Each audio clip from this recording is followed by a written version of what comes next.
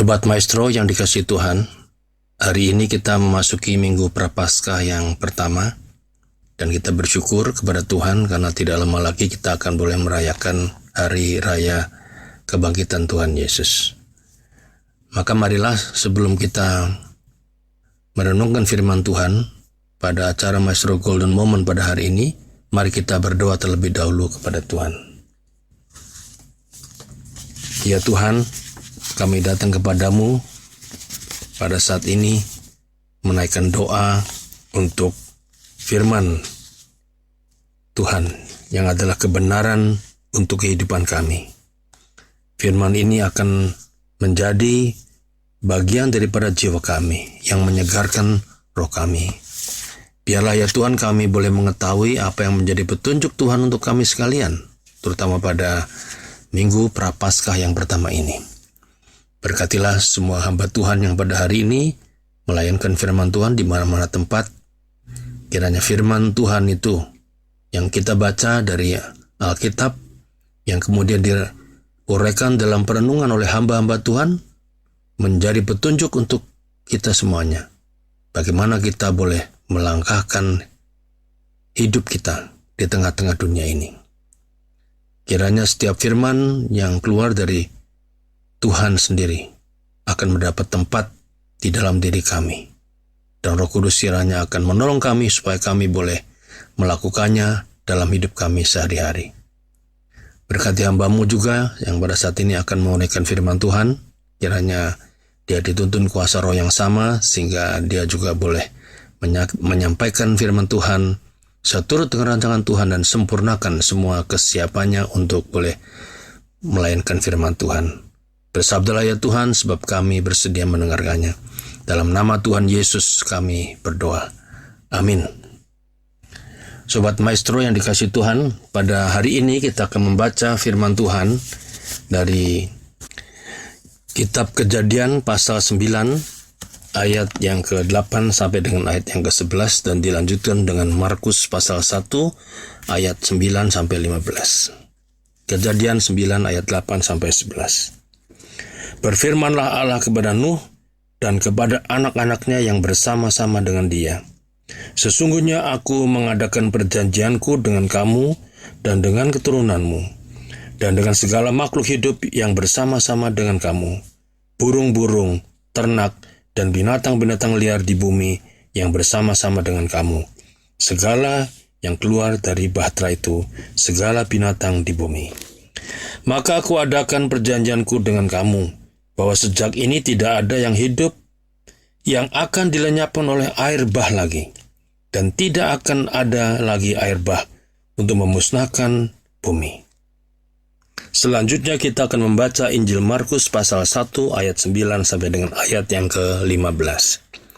Yesus dibaptis Yohanes.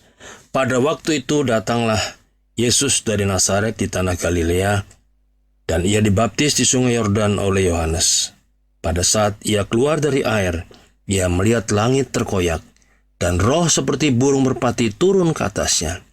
Lalu terdengarlah suara dari surga, "Engkaulah anak yang kukasihi, kepadamulah aku berkenan." Pencobaan di padang gurun. Segera sesudah itu roh memimpin dia ke padang gurun. Di padang gurun itu ia tinggal 40 hari lamanya, dicobai oleh iblis. Ia berada di sana di antara binatang-binatang liar, dan malaikat-malaikat melayani dia. Yesus tampil di Galilea. Sesudah Yohanes ditangkap, datanglah Yesus ke Galilea memberitakan Injil Allah. Katanya, "Waktunya telah genap. Kerajaan Allah sudah dekat. Bertobatlah dan percayalah kepada Injil."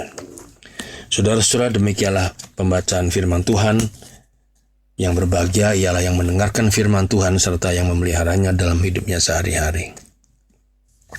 Sobat Maestro yang dikasihi Tuhan, tema kita pada hari ini, Minggu Prapaskah pertama, Allah yang tak ingkar janji.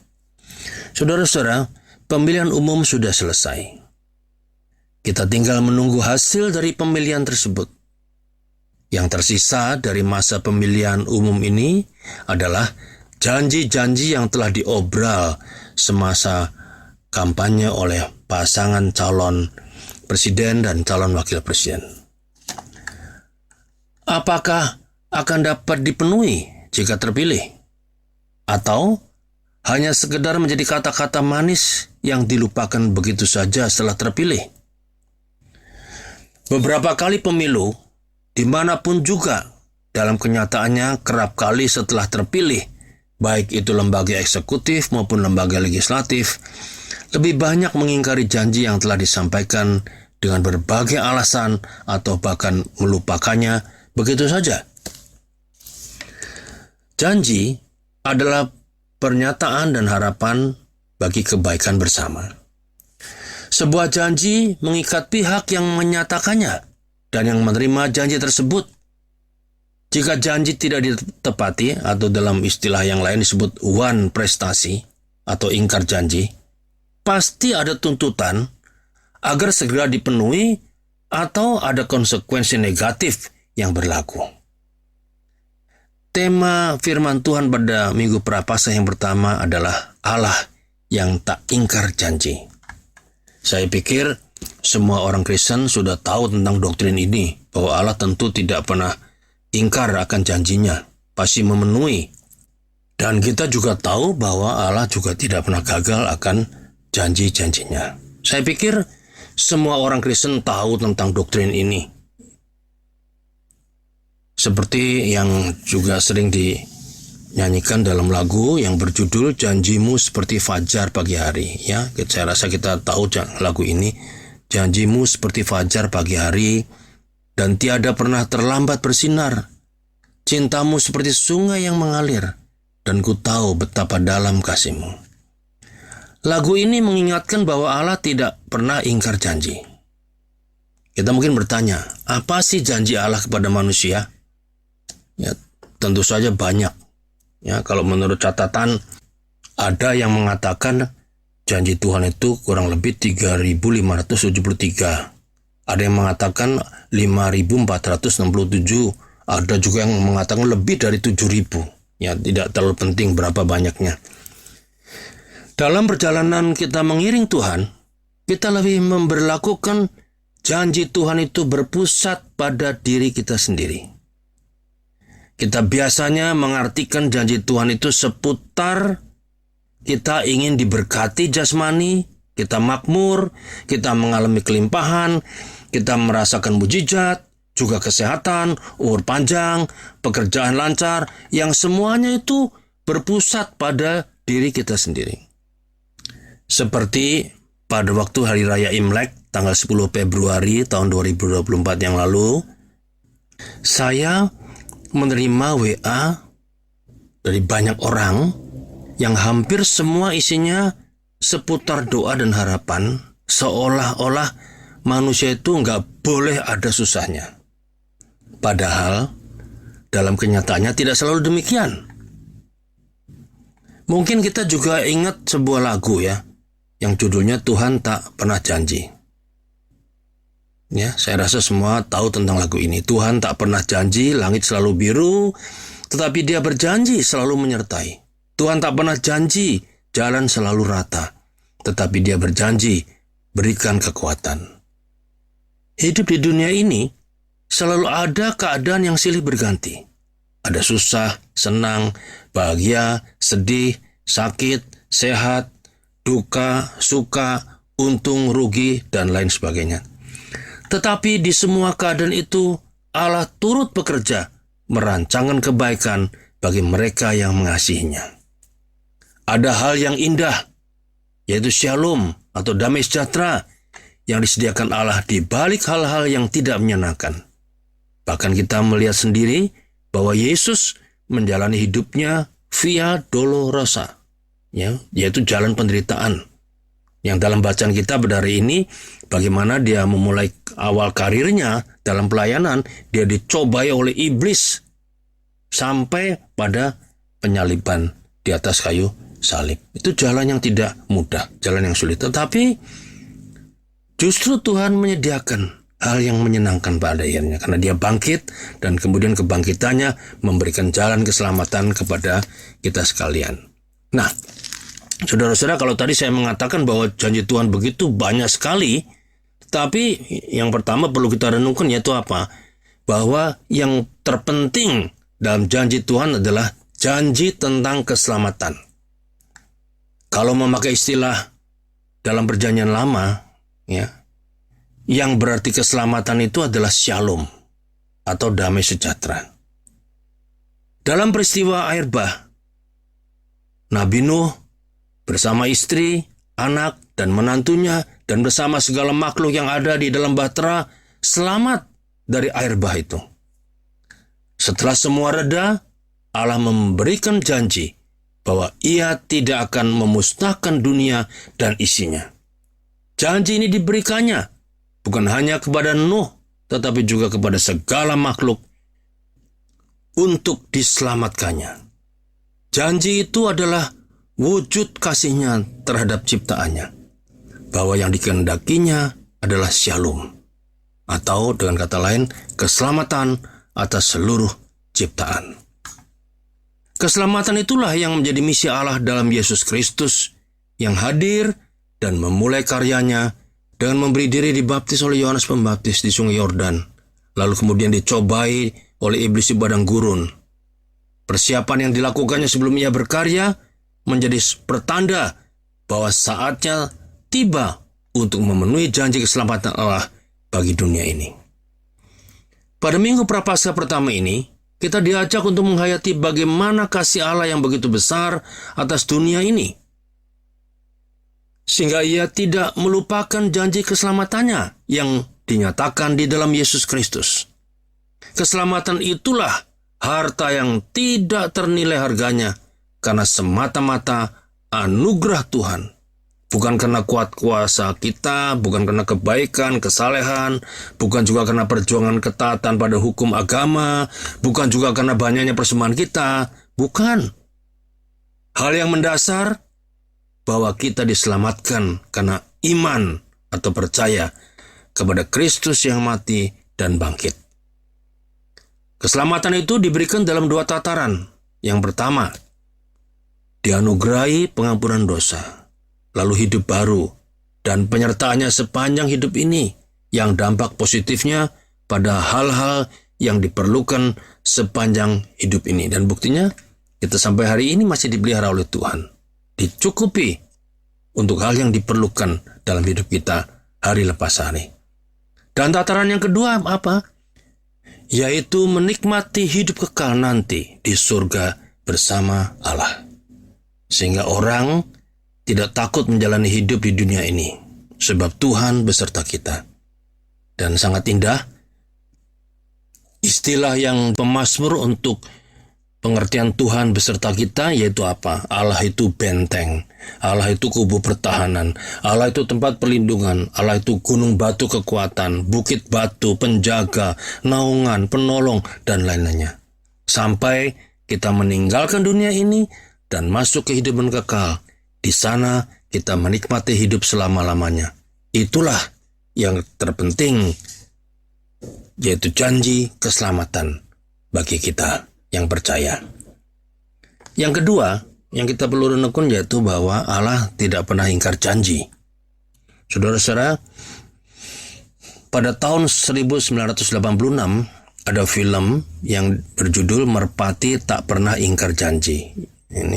Film ini disutradarai oleh Wim Umboh, dibintangi oleh Paramita Rusady dan Adi Bing Slamet. Film ini diadaptasi dari novel karangan dari Mira Wijaya, yaitu pada tahun 1985 novel ini dibuatnya.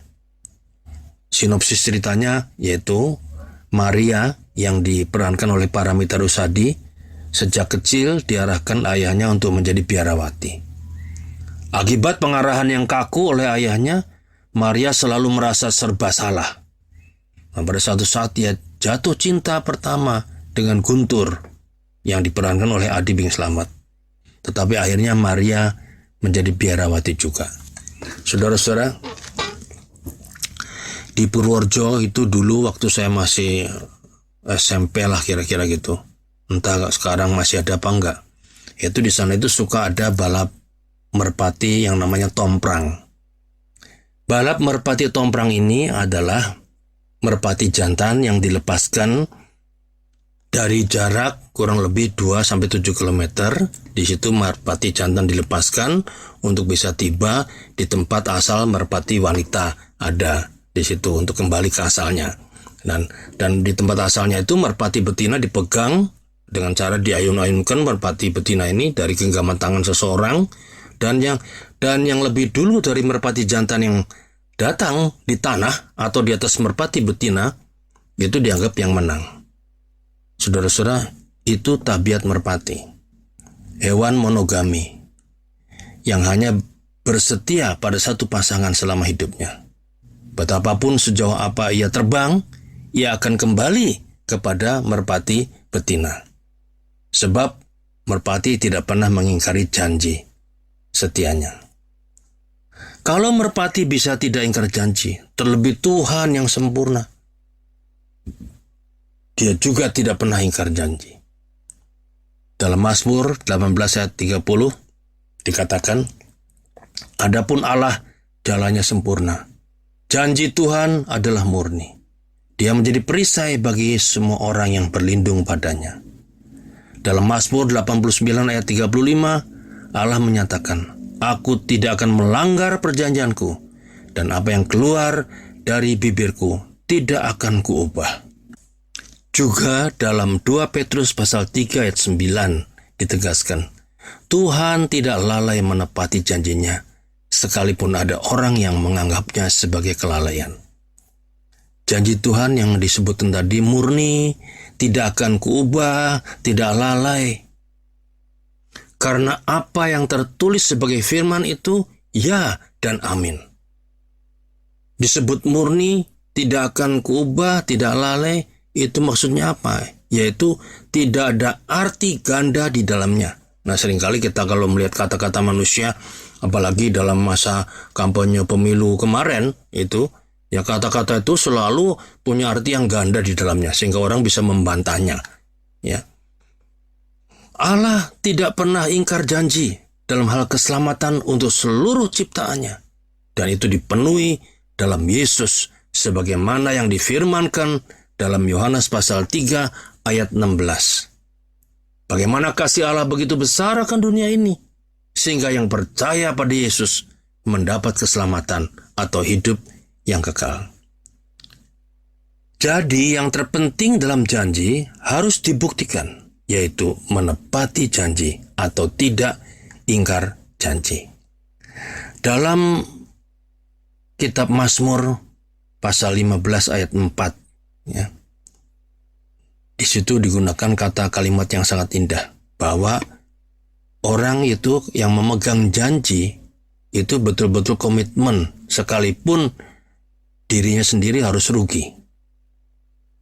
Dan itulah karakter dan identitas Allah yang tidak ingkar janji, dibuktikan dengan kedatangan Mesias. Dengan Allah menjadi manusia itu sebetulnya merupakan sebuah kerugian bagi Allah. Kenapa? Karena Allah kok jadi manusia, bisa nggak dipercaya orang. Bagaimana Allah bisa jadi manusia? Tetapi itulah Allah kita. Dia pegang janji, sekalipun dia harus rugi untuk dirinya sendiri. Itu karakter Allah yang tidak ingkar janji. Dan yang diperlukan cuma satu dari diri kita, yaitu percaya, dan percaya. Sobat Maestro yang dikasih Tuhan, apa implementasinya bagi kita yang percaya tentang karakter dan identitas Allah yang tidak pernah ingkar janji? Ya harus kita syukuri dan kita teladani. Artinya, karena kita percaya pada Kristus, kita juga harus pegang janji kita. Karena janji itu melibatkan dua pihak atau lebih. Pihak pertama sudah melakukan bagiannya. Pihak kedua juga harus melakukan bagiannya. Tidak diragukan lagi janji keselamatan Allah di dalam Yesus Kristus. Masalahnya, apa bagian kita sebagai penerima janji? Nah, saudara-saudara, saya mau mengajak, coba mari kita renungkan saat kita dulu pertama menjadi seorang Kristen. Ya, saat kita bertobat dan lahir baru, lalu kita menerima baptisan, ya biasanya kita banyak berjanji atau berkomitmen pada Tuhan. Janji untuk percaya, janji untuk setia dalam ibadah, janji untuk berkorban, maupun juga janji-janji yang lainnya untuk bisa melayani Tuhan dan lain sebagainya.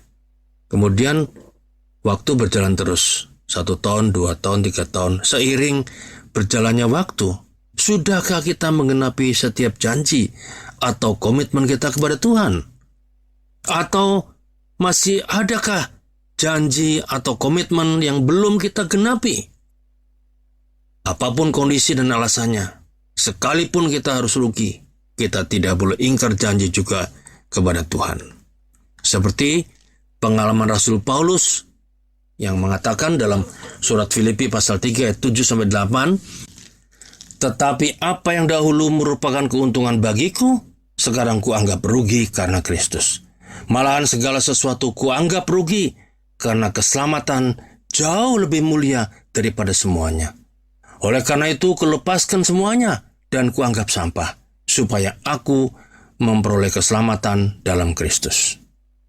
Seperti syair pujian lama yang berkata, mengikut Yesus keputusanku, mengikut Yesus keputusanku, mengikut Yesus keputusanku, ku tak ingkar, ku tak ingkar.